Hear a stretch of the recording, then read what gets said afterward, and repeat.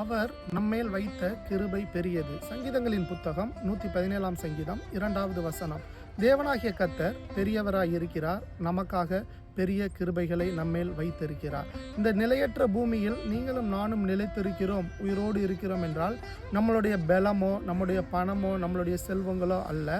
ஆனால் அவர் நம்மேல் வைத்திருக்கிற கிருபையினால் தான் நீங்களும் நானும் இந்த நாள் வரை ஜீவனோடு இருக்கிறோம். அந்த கிருபை மாத்திரம் இல்லை என்றால் இந்த நிலையற்ற பூமியில் நீங்களும் நானும் நிலைத்திருக்க முடியாது. எத்தனையோ காரியங்கள் நம்மளை நெருக்குகின்றன, நொறுக்க பார்க்கின்றன. ஆனால் அந்த கிருபையானது நம்மளை சூழ்ந்து கொள்வதனால்தான் நீங்களும் நானும் நிலைத்திருக்கிறோம். ஒரு மனிதன் அதிகாலையில் எழும்பி தேடும் பொழுது அந்த நாளுக்கான தேவையான புது புது கிருபைகளை பெற்றுக்கொள்ள முடியும்.